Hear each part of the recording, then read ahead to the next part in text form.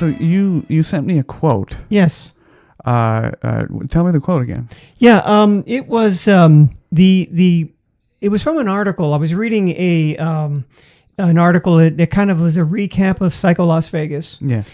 And one of the bands that performed, and I it was unfortunate I didn't get a chance to see them. I really would have liked to have seen them, but they came on really late at night, and I was already gone. And the band is called Primitive Man, Okay. and they're out of Denver. They're Denver, and they're more along the lines of sludge. They call sludge doom metal. Okay. So it's kind of like heavy metal underwater. It just kind of has that. Okay. It's just a much slower. It's an acquired taste. Yeah. Yeah. Yeah. Is it like a metal ballad style or? Well, it is well with growls and moans and it's painful. Yeah. It's basically it's painful. So I think a cat and a wood chipper. Yeah. I think Dante would have appreciated. Oh no, that's perfect. Definite. No, I hear it now. Yeah. That's great. Okay, so the quote was from the lead singer, right, who actually has a day job, and he's a teacher for developmentally disabled kids, basically. Okay. So he's an educated guy. So when you get older, it's too bad your arms don't get longer. Yes, that's right. The contact lenses do that. It's hard for me to read the way he said that. Anyhow, his quote was, they had asked him about Las Vegas. Yeah. And he said, Vegas is like a cake that's a little expired, but it's all you got in the fridge. It seemed like a good cake 2 days ago, but now it's just an old cake you have to eat. Yeah. When you sent that to me, I glossed over it. Yeah. And really not until you read that to me that I started picturing the meaning of that. That's very astute. Yeah, I thought it was a very good metaphor. Yeah. Because first of all, sometimes cakes do taste better when some of the moisture. If you like them a little bit on the dry side. 2-day-old cake, there's nothing wrong with that. Right. Same thing with a stale donut, right? You buy donuts at the store, you eat one today, I'll have the next one tomorrow. Yeah, it's a little bit stale, but it's still a donut. Yeah. Right? Now, based on what, actually, I know what we're talking about today, but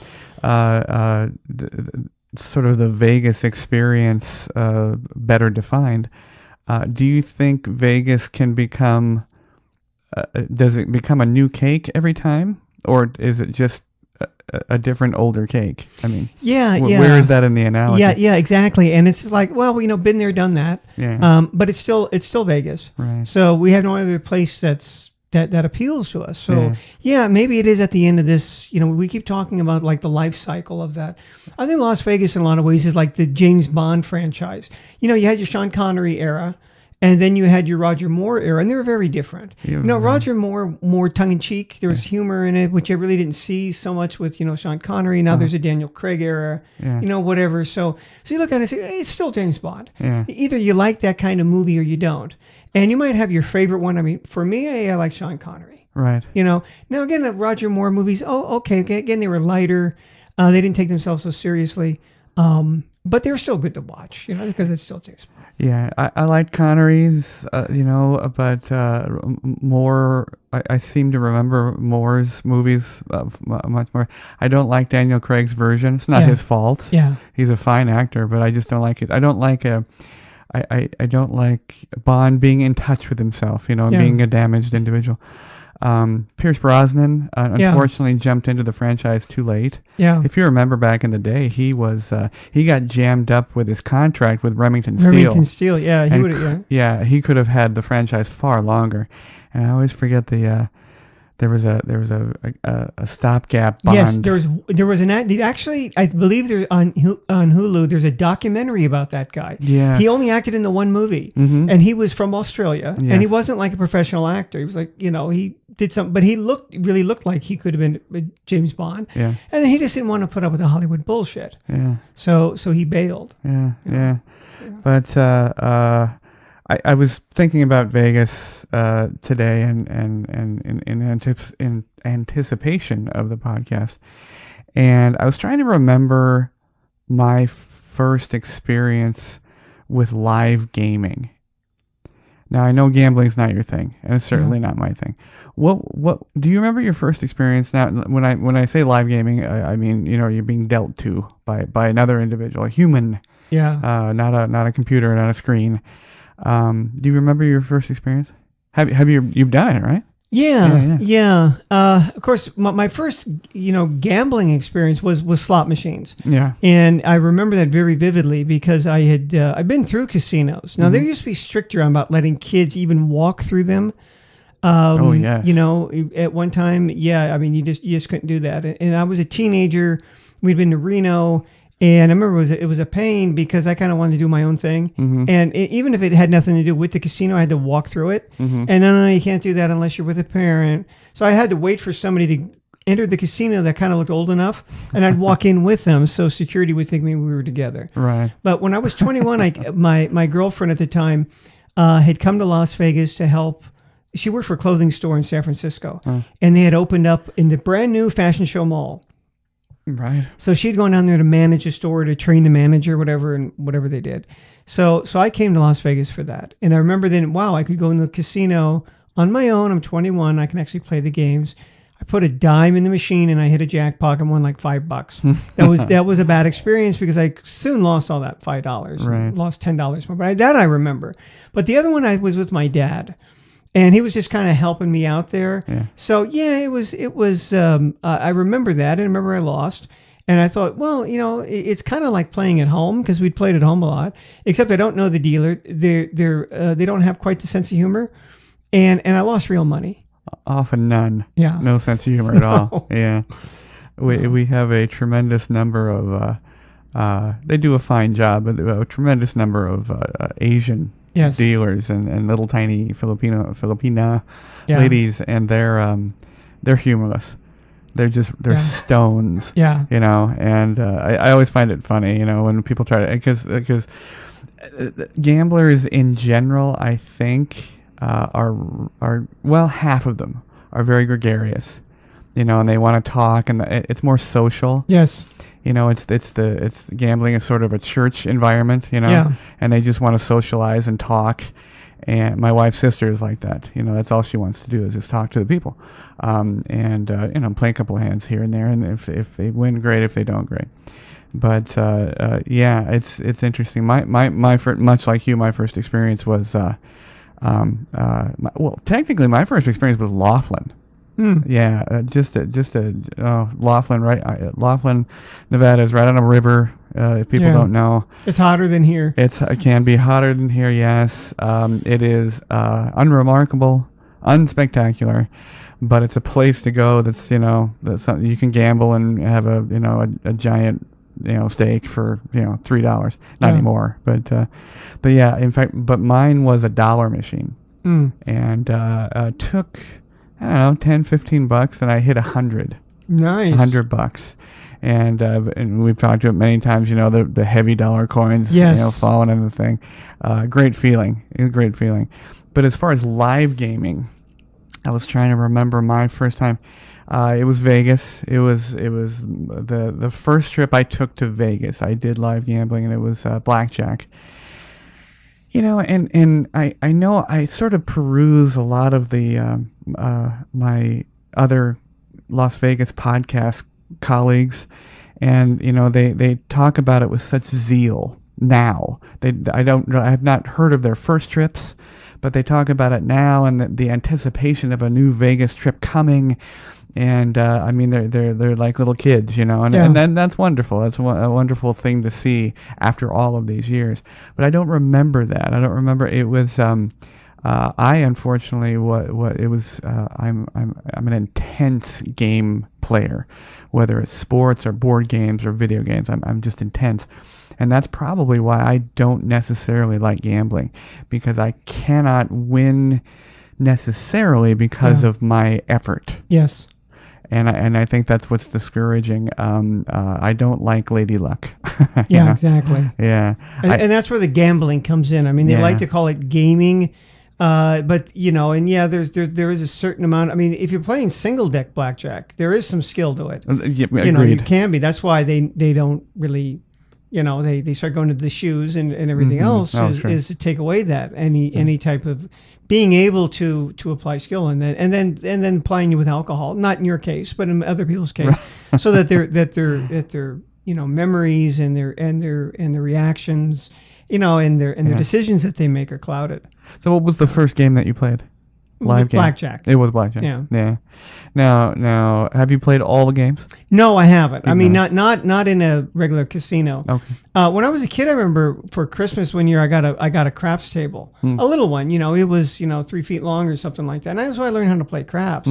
But yeah, I mean, by learning that, and it was funny because years later, when my son was small, my father was saying, "Oh, don't give him one of those games that they'll learn gambling." Right. I thought, well, why? You've gone 360 on me because you gave me one, and what it did teach me was not to play these games. Yeah. Because even though I'm playing with toy money or whatever, I realized, I said, well, a lot of it is just this roll of the dice, and I have no. I mean, I can try to cheat, but they're gonna stop me on that. Yeah. If I don't do that and just throw the dice and let Lady Luck determine this, I'm going to lose. Right. That's why the odds are, you get 90. They'll even tell you on slot machine, you get 98% back. Well, it means I lost 2% of my money, right, on average, right? So you're saying you're going to lose. You're just not going to lose that much. See, people don't realize those statements, 98% return and loosest slots, all that is, and I finally think I've found a way to equate it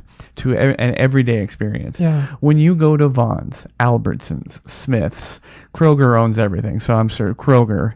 When you go to the grocery store, and you go to Kohl's, or you go to any department store, and you've used coupons, and you've come on 40% off day and everything else, and they make a major effort after they've rung the 100 items that you've purchased up. They say, well, Mr. Thorpe, you've saved $145 today. Yeah. And you haven't. No, you haven't. You've spent $908. Yes. And that's what that's what that means, 98%. Yes. And loosest slots. Yeah. There's another way that they use statistics. And again, statistics aren't facts. Statistics, data. Yes. And Mark Twain had the great quote once, there are 3 kinds of lies. There were lies, damn lies, and statistics. And one of them that I see, for example, might be for a heart medication. You should take this heart medication because it found that among people who had a heart attack, there was a 20% reduction in getting a second one. Well, that sounds pretty good. Till you really look at where do they came up with this data. Well, they will find out that if a person had a heart attack, out of 1,000 people who had a heart attack, maybe 5 out of those 1,000 will have a second one. Well, now if you take this medicine over a certain amount of time, they found out that only 4 people out of 1,000 had a heart attack. Well, that's a 20% reduction. Right? That's 20%. So that's where they come up with a number. It's really not that great when you think about, oh, is that it? And I have to put up with, I got to buy the fucking medicine, and I have all these side effects. Whatever the side effects are. I'm wet in the bed at night, for Christ's sake, or whatever. What did Robin Williams say? Immaculate conception. Anal bleeding, yeah. That's right. Yeah, exactly. That's right. I'm bleeding from every orifice. But hey, I got a 20% reduction in my chance of having a second heart attack. There you which go. means out of 1,000 people, only, instead of 995 not having one, it's going to be 996. I just hope I'm not one guy. Yeah, I hope. I have played all the games, Yeah. and the first time I played dice, craps, I was dealing it. Yeah. And as I've said before, I think it was one of our listener questions, I broke in very briefly at the Golden Gate Hotel and Casino. Little tiny place, little dark, smelly place on downtown It Las still Vegas. is. I can smell it right now. Oh yeah, it's terrible. Probably has the original carpet. But I dealt quarter craps. And that was my first experience with gaming of that level. Quarter craps is reserved for very old people, old gentlemen, or college kids. Yeah. They're mean. They're spiteful. They have been they do it every single day. There are regulars that come there and they have it's kind of like bingo. Yeah. But in this case, it's craps, and and they talk to you, you know, and they specifically talk to you to try to sort of put you off kilter. Because they know you're a new dealer, you know, they know that it's a break-in house. Yeah. And you got your black and whites on, and you're nervous, and you're trying to, you know, do the math in your head. And quarter craps actually is much harder than like dollar craps, you know, because of the fractions, figuring out, you know exactly what the bet is. But oh yeah, I mean that was it was a horrendous experience. That's why I didn't last at all, because dealing wasn't my thing. Because I'm, you know, again, I'm not a very social person, so that part didn't get me over the hump. I didn't really enjoy these guys. You know, I didn't find them cantankerous and curmudgeons. I found them to be assholes. Yeah. That were throwing, you know, quarters at me. And it was just it was a terrible experience, but it was a great experience to remember.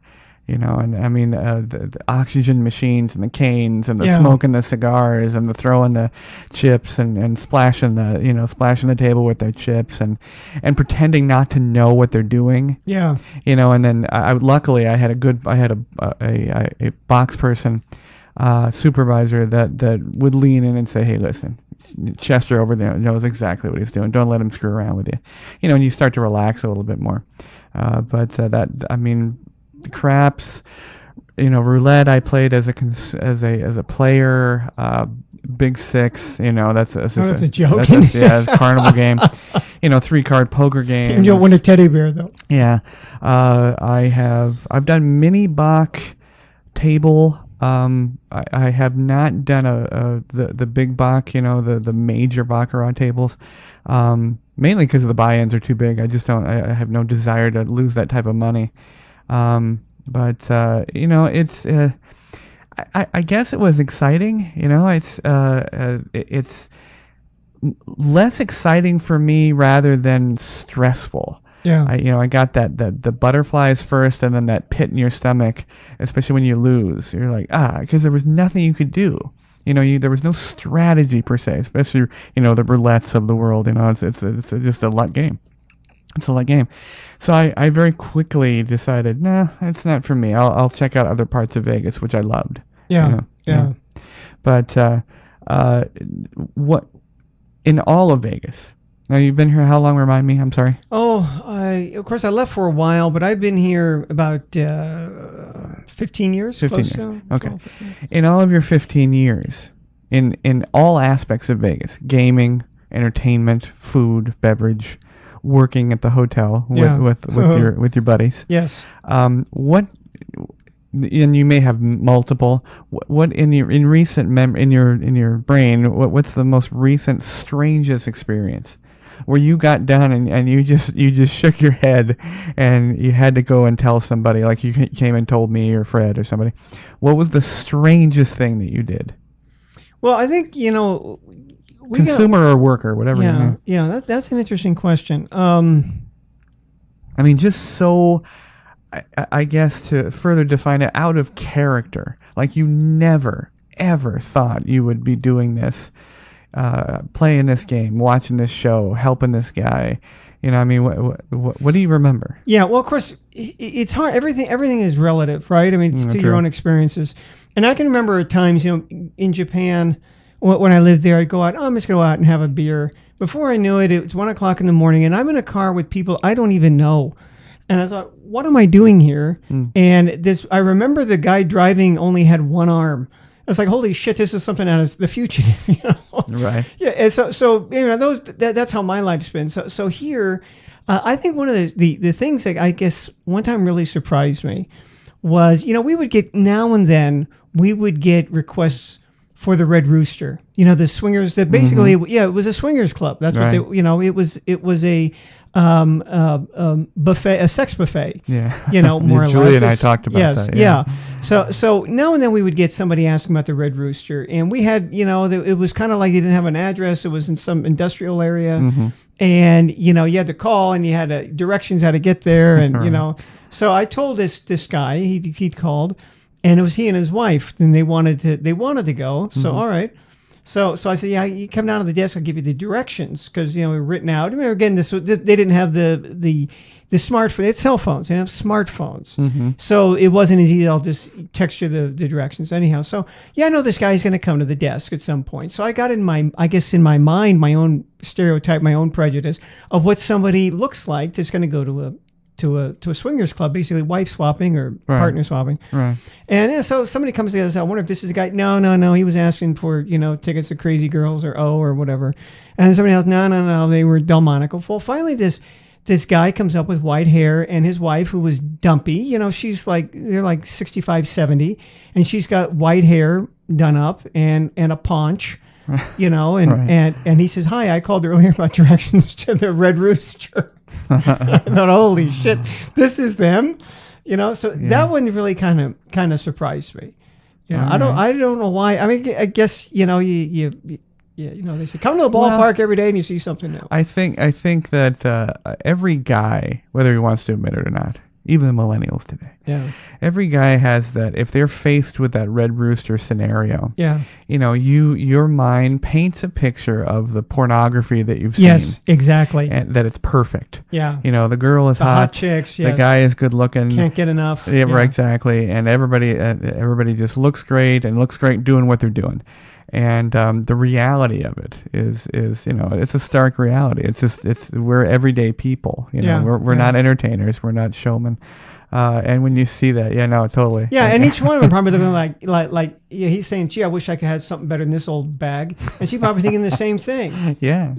He hasn't gotten it up really well in the last few years. I want something younger, which isn't going to be too hard to, if they're that old, and hoping to score on that in that regard. So it's an upgrade for both of them. But I wonder when they show up what people are going to think. Right. You have to be pretty drunk. I was trying to think of my strangest. I've talked about probably my strangest as a concierge, the naked Jean-Claude Van Damme. Jean-Claude Van Damme, that was, the fog of war, the marijuana blast that came out of the suite, and the cocaine and the snort. Yeah, I remember you told me that because I was down there at the desk waiting for you to come back. Yeah, exactly. And that I had to, I certainly wasn't in danger by any means because there wasn't one of them sober enough to take me, but I got out of that room, got into the elevator. I was, what just happened? That was definitely one of mine. The other one was probably which was an overly used term, but an amazing experience as a professional photographer, a commercial photographer. I was tasked by, and strangely enough, the group was Amway. Oh. Yeah, international Amway. Okay. So I mean, they stayed at the hotel too. Yes, they did. Yeah.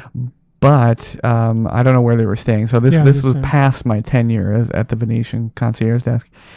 But I was there was and obviously a huge groups, and they were the majority of them were staying at Mandalay Bay. Yeah. Mandalay Bay has attached to it Mandalay Bay Beach, which is their pool essentially, right. And concert venue and people come and play on the stage there in the middle of the water. But this Amway group, International Amway Group, through MGM, through whom I was working, said we want a group photograph. And, the sort of came across my desk, and I said, okay, great. I mean, we do group shots all the time. It's no big deal. There's a right and a wrong way to do group shots. So I was just approaching it, and then the number came across. It was 4,000 people. Oh, God. And I said, there's no, and it was funny. I said, there's no ladder or crane that's going to allow me to do something that is of value to you. It's all gonna, even if I put a fisheye lens, which will basically shoot almost ear to ear, on me, is not gonna do it justice. And I said the only way to do it, and I just said it as an offhand remark. I was just kidding. The only way to do it is to hang out of a helicopter. And sure enough, long story short, that's what I did. Oh, wow. There's a company in town called Maverick Helicopters. Yeah, we know them well from our Venetian days. I have people. Yeah, very good people. Yeah. Great tour company. I have since done this several times. But all the people were on the beach, And of course, there's no detail per se, but they all wore color coordinated shirts, and some of them wore the white shirts so they could spell out whatever they were spelling out. It was an acronym for whatever their group was. And sure enough, I took this picture out of a helicopter over Mandalay Bay, and it was, luckily I had a fixer basically, and it took care of everything, because there's FAA, to deal with. There's the Maverick, there's Mandalay Bay, there's all different types of things. So 3 months later, they came to town and we took care of it. Wow. Yeah. Could you do that today with a drone? Would it work better that way? You could.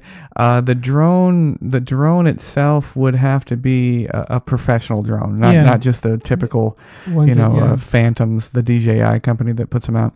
It would have to be a professional, drone with a removable and larger camera. But you certainly could. Much easier too. You get drone pilots out there that, it's a snap. Yeah. But in fact, that's the way to do it now. But that was probably the coolest thing I did. Nerve-wracking, because it was the first time I'd been in helicopters before, just as a passenger, and they're intimidating enough. It's a very cool thing to do. But to consider, the fact that I'm hanging out, I was harnessed and clipped in. I wasn't going anywhere.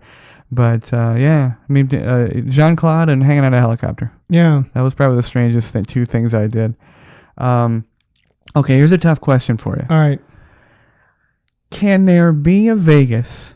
Can there be a vegan, tech-heavy, millennial, Me Too Vegas?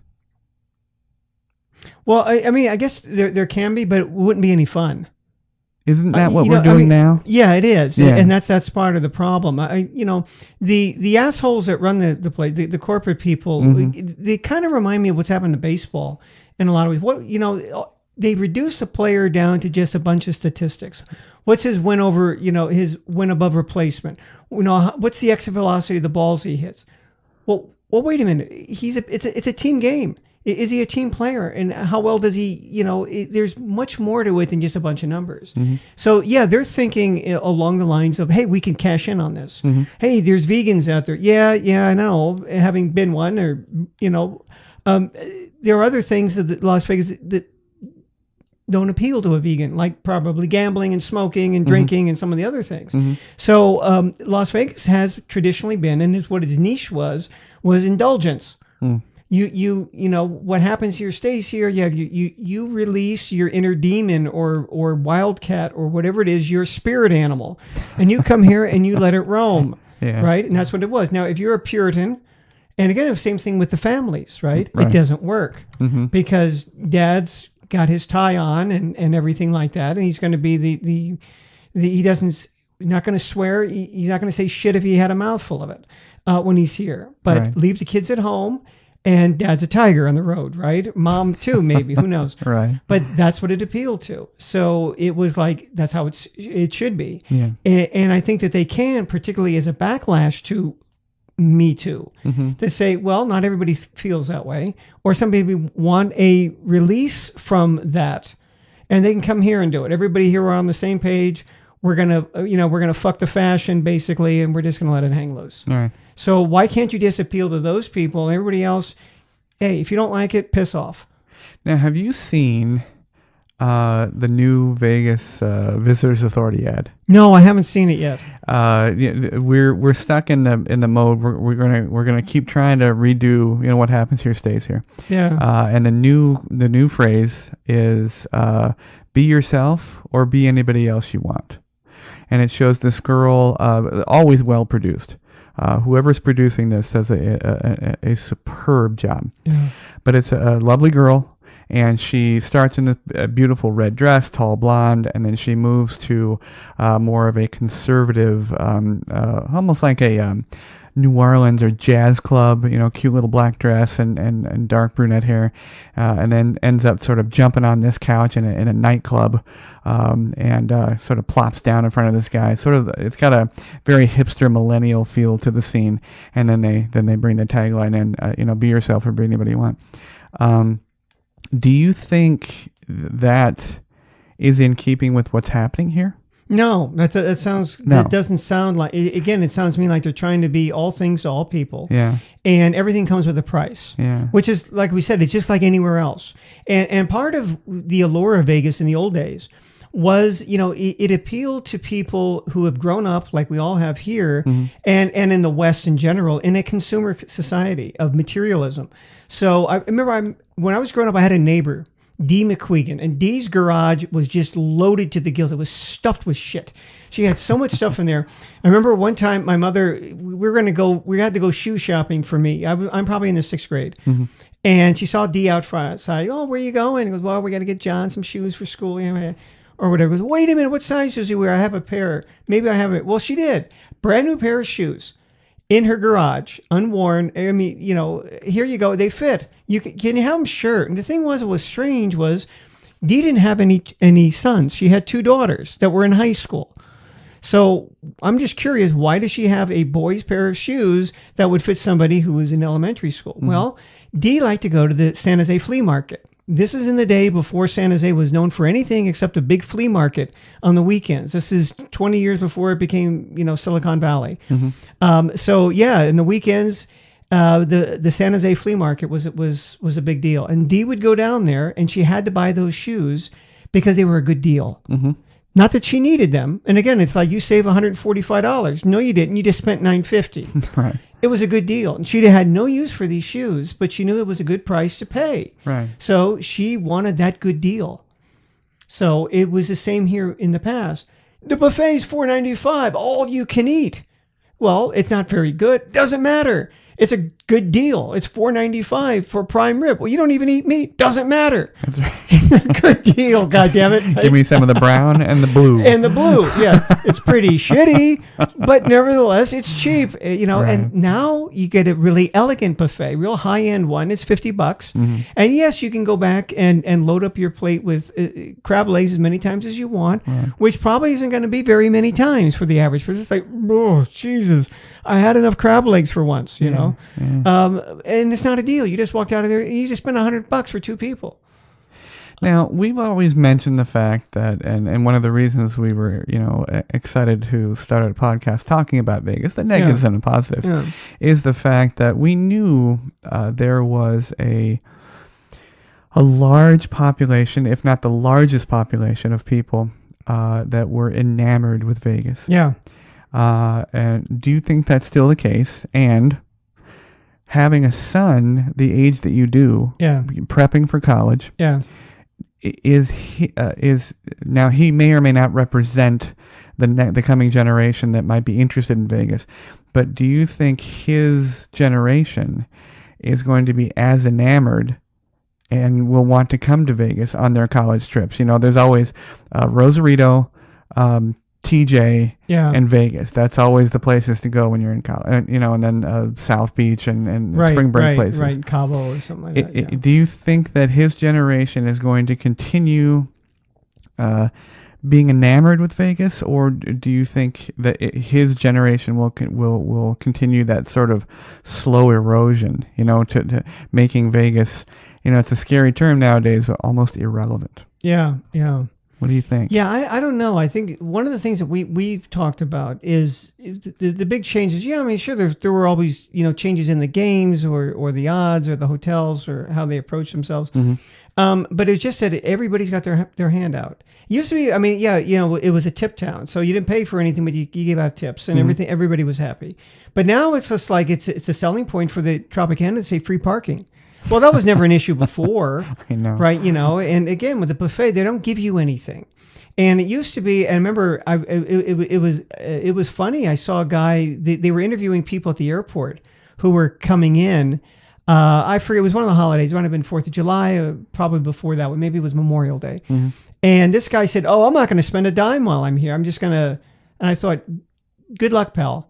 Everywhere you go, you're not going to get free food. They're not going to think that, oh, he's here in the casino, I'm going to kiss his ass because he's going to gamble, and then he doesn't do it. You're not going to get, well, even in the old days, they would know what your play is. And if you're not playing, you don't get anything. Right. But it used to be, at least you had a cheap room. Yeah. You used to be able to do that. Hey, I got a room in Vegas, $35. So college kids, I think, would come here because it was cheap. Yeah. Not cheap anymore. No, it just isn't. I mean, can you bargain your way into an affordable vacation? Sure, but depending on how you get here, travel, of course, is always the largest expense because they're just the airlines are just bastards nowadays. But you're looking at, I may be overestimating a little bit, but I mean, you're looking at $1,000 a person. Yeah. And I don't know how many. I mean, I'm assuming your boy, as he starts college and starts doing his own laundry and feeding himself, yes, is probably not going to have disposable income of $1,000 to get here. Yeah. And then once he's here, $1,000 isn't. It's not a VIP trip. No, it isn't. Now there's so much to do that's for free. Yeah. In Vegas still, which is I think still part of the part that's appealing. I mean, just visually, you could spend the day walking, from one end of the strip to the other, just fill up your head with these wonderful sights that we have, all these facades, and not spend a dime. Yeah. You'll be close to death because of the heat, but I just don't know. And as I watched that new ad by the Visitors Authority, I thought, is this an attempt to turn the car and get it back on the road? Or is this attempt? Is it not an attempt? It's an acquiescence to what is happening. See, what happens here stays here.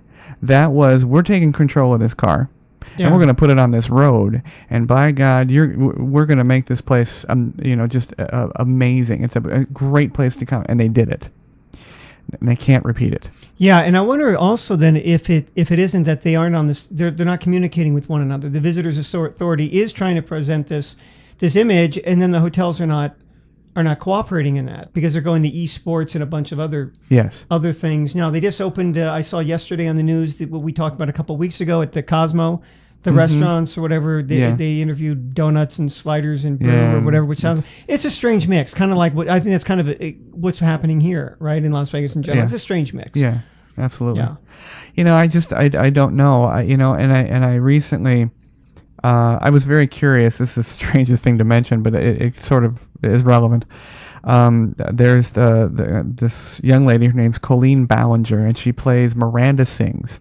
Yeah. And it's this character she created on YouTube, and just to the nomenclature, she blew up, and she did, and she's created now a career for herself, and with that, like billions of views. Of all the things that she does, to the point where she makes videos now talking about her pregnancy. Now she's pregnant and got married and all this stuff, and billions of views. And I just think to myself, the newest generation, that's what they do. They have their phones, they have their tablets, they have their Surface Pros, they have everything, and it's all this constant stream of content. And Vegas isn't content.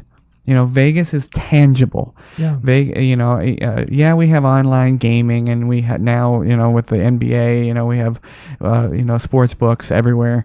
But that's not content, and I don't know what Vegas is going to do, because if a person doesn't know how, or doesn't care, or doesn't want to throw a pair of dice, down a 4-foot table and see the result of it, then I don't know what Vegas is going to do, because they've gotten rid of the shows. They're closing the restaurants, and the gaming revenue is going down. It's not going down, enough for people to truly worry, but I think someone's worried out there. What do you think they're going to do? Yeah, I don't know. Because I've seen your boy, right in front of that computer, every day, all day, yeah, and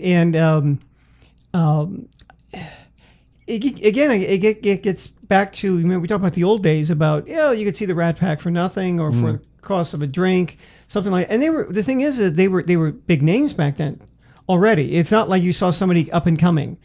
I remember, in the early '80s when I lived in San Francisco, there was a disco down the street from me. I did not go very often, but it was called the I-Beam. And one night they were going to have, my girlfriend said, oh, they're going to have a band from England play. Yeah. What's their name? Duran Duran. I never heard of them. Fuck them. I'm not going to go. I'm not going to waste my time. All right, now we can say, yeah, I could have seen Duran Duran for $5 or something. But they were nobody back then. You know, not that I would have wanted to see them anyway, but nevertheless, that wasn't the way it was here. I mean, these Frank Sinatra, the Rat Pack, they were already big names. Right. And they would perform here. They perform here on a dime, basically, you know. Then they had Elvis. There was a reason to come here. But now, can you see those big names? Oh, sure. And you're going to pay through the nose for it. Yeah. $150 a ticket or whatever. Yeah. And it's just like there's no bargains. And that's what people wanted. And I think part of the problems that we were faced at the hotel were people expecting that there were bargains here and coming here and no, there aren't, and then getting pissed off at us about it. And I understand that we are representative of, I mean, we're wearing the suits and the monkey suit and whatever of the industry, but we didn't make those decisions. Right. You know. Right. You know, the fact, you know, like you said, the Rat Pack today is so different because back in the day, you know, Frank and Dean and the boys, they were up there on stage. You would make a visit, you'd come to Vegas and see them. Yes. Now with the esports, I mean, they are investing heavily in esports. Yeah. Esports has broadcast and streaming licensing. You don't have to come here. Yeah, exactly. To get the same experience watching a kid or a team of kids play video games. Yeah. Now, is it more exciting to come here and do it? Sure, if you're into that kind of thing. But that, you know, that's something that exists now. That is, it changes the game. Yeah, yeah, you know? Yeah, and also, you know, Steve Wynn and Adelson. One of the things where they killed the golden goose, so to speak, we were getting, because even when the economy is bad here, or where else, or the dollar's strong, if the economy is bad here, the dollar's weak. In other countries, somebody is doing well. Yes. So in often cases, it was in the 90s, 80s, 90s. It's someplace in Asia. Either it's going to be China, Japan, whatever. So they're going to come. Right. So we can appeal to the foreign dollars coming in. So what did they do? Well, you know, when Macau opened up, allowed foreign gaming licensing, they built replicas of the Venetian in Macau. So now people in China, they don't have to come here. They can go to that one. And it's basically the same experience for them if it's just the hotel. Yeah. It's long. I mean, it's a real flight. I mean, I go to that part of the world all the time. It's a long flight over here. Yeah. So hey, when we just go to Macau, it's kind of the same thing. You know, and Macau did not, you know, it opened to a very celebrated, you know, inaugural, but the numbers weren't there and aren't there. Even scarier. If the numbers aren't there in Macau, and Macau isn't the reason why Vegas is getting sluggish to the point of being worried, that's the scary part. Yeah. Because if all the other global gaming markets are not what's causing the problem at Vegas, then it's the people. And that's the scary part for Vegas. Yeah. Is that if Vegas has swung away, you know, both as far as a competitive vacationing area and a place to go that maintains its relevance to travelers, that's scary. Yeah. And I think if you really get the executives to talk, you know, with MGM Resorts International, Caesars, Harrah's, Boyd, and all the other people, if you get anybody to actually talk, they won't, but they'll admit that they're like, yeah, we're nervous, we're worried about this, but their reaction, their knee-jerk reaction to bump fees to balance this was I think a terrible misstep. Yeah, and you know, when I lived in Japan, one of the things that I admired was I worked for about a year at a culture. It was a department store, a Tokyo department store, and they had a community center on the 7th floor, and they offered different types of classes. They had ikebana, which is flower arranging. They had English classes that was really popular back during the boom years. So I taught English up there it was called Tokyo Creative Life Seminar B. Wow, how existential. I don't know, some fucking crazy name. So anyhow, I taught there, but Tokyo, and one of the reasons I really taught there wasn't, it's because I mean, they gave me some teaching hours, Right. gave me a train pass, and I could go from my house, which was in suburbs, all the way into downtown Tokyo for nothing, because Tokyo was also owned a train company, and a chain of hotels. So I even taught in the hotels, and it was this policy of Tokyo. For example, people who ran the train. The train portion of the corporation, Right. the executives once a year would put on the conductor's hats, or they would either punch tickets back, and they didn't have automated tickets. They actually hand punched them with a puncher. They either did that or they drove the trains, because that's how they started. And they'd work their way up, and it was, again, get back in touch with what actually happens on a day-to-day basis. Yeah. I can't imagine the likes of a Rob Goldstein or somebody like that saying, I'm going to put on the concierge costume, or work the front desk just to see what it is. What are the kinds of people you're dealing with? Because again, they're not. They're looking at numbers. And if they did that, if they said, what is the reason people should come here? And it used to be in the past, they invented this. Hey, here's what we've got. We've got these great big hotels that are really outlandish. You won't find them anywhere else. We got one that it's a replica of the Eiffel Tower, and we've got a Venetian. It's got a shopping mall, and there's a canal through it, and there's guys singing and everything like that. Oh, I got to go see that. They don't do that anymore. What they do is basically say, well, what is it that people want to see, and we'll build it. Well, they've already can see that someplace else. So why come here, right? It was, we've seen that. Now we've seen other places try to follow us. They're no longer leading; they're following. Well, and another problem along with that one is that, and this may be in defense of the executives, but the new generation, the new class, is invisible. There's no way to define what they want, because they either don't want anything, don't say what they want, or don't know what they want. Back in the day, it was very simple. People wanted a good steak, they wanted a good game, they wanted a good show, and you built your marketing around that. Right. Well, I think whereas a lot of individual corporations claim they have their finger on the pulse of the hipster movement and everybody, the millennials. I don't think they do, and I especially think Vegas doesn't. There's no economy that defines what's going on right now. We can't, infuse cash to increase spending. There's just no way to figure out these people, because their decision making is without definition, and I think that's why Vegas is struggling.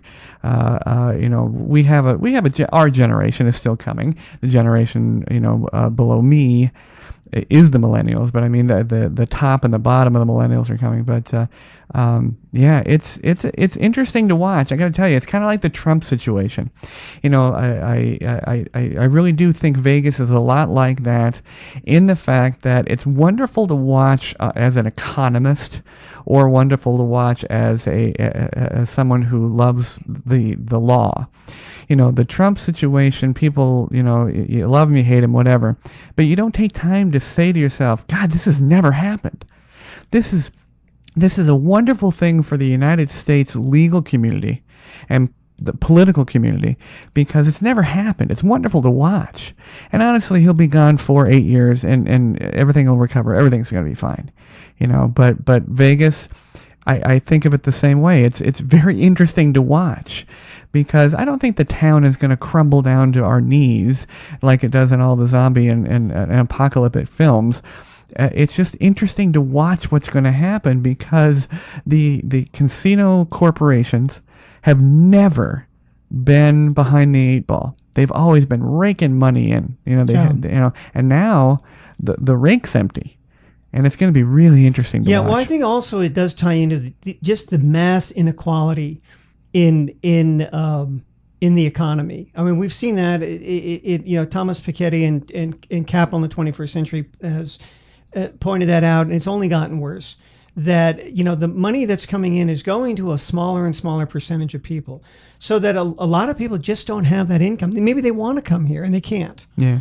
Until they correct that, so that there's more money is more evenly distributed throughout the society, so that people say, hey, I can afford a vacation this year. I can go to Las Vegas.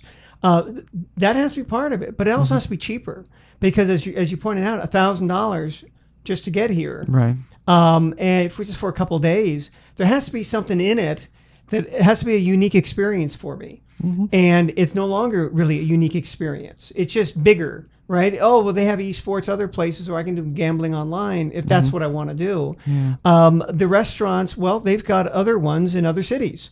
Hey, it's an expensive restaurant there. It's not cheap in Las Vegas. Yeah. I think that's what people thought, that when Lutece opened in the Venetian, that it was going to be $7.95 for appetizers or something, and not $23.95. Yeah, like they was had in New that York. outlet mentality. Yes, exactly. They thought Mario Batali, oh, it's going to be half price. It's Vegas, and no, it's no. not. It's even more. Yeah. But he's gone now, so Yes, but no, that's right. I mean, same with Delmonico or whatever. Yeah. Oh, it'll be because we're in the casino and we're going to be no. You're not, they know whether you're gambling or not, Right. And you got to gamble a shitload of money before they're even going to comp you. Spring rolls at the Chinese restaurant.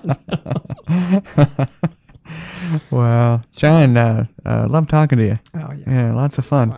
Guys, thanks for tuning in and downloading and subscribing and streaming, however you do that. If you want to get a hold of us or have any questions, it's thepodbaydoorlv@gmail.com. Give us a like if you get a chance on any of the social media formats. Love the reviews on iTunes. Check us out there. It's the Pod Bay Door Show on iTunes, and hit us up over the review. Let me know, and we can send you out a T-shirt or a mouse pad if you do that. Spotify is our newest, I think, John. If you love to stream that kind of thing on all of your smart devices, Yes. if you have any. Spotify is it's interesting the way it works. For all of you out there that are curious about numbers, I get a lot of questions about numbers. Spotify takes it seems like a 3-week delay for all of the folks listening to us on Spotify, but it's actually got up to speed. So try out Spotify, try Podbean, iTunes, but you can get a hold of us just at the Pod Bay Door LV. Yeah, and on Yes. Spotify you can listen to Pod Bay Door, and you can listen to Primitive Man. There you go. There you go. That's absolutely. But the podbaydoorlv@gmail.com to get a hold of us. Thank you so much for your patronage and listening to us. For John, this is Jamie, and we will see you next week. Thanks to everyone listening and watching. You can catch the Pod Bay Door on the Podbean app or any of your favorite podcast apps, including iTunes, Google Play, TuneIn, and Stitcher Radio. You can watch the show on our YouTube channel at the Pod Bay Door Podcast. Please download, like, and subscribe. Our social connectivity screen is coming up. Check in with us on Facebook, Twitter, and WordPress. The Pod Bay Door is closed and talent is out. Hey everybody, thank you very much for tuning into the show. We would love to hear your show suggestions and comments. If you are watching on our YouTube channel, please click to subscribe. You can also connect with us on Facebook using @PBD Podcast, on Twitter using @TPBD Podcast, and on WordPress at thepodbaydoor.wordpress.com.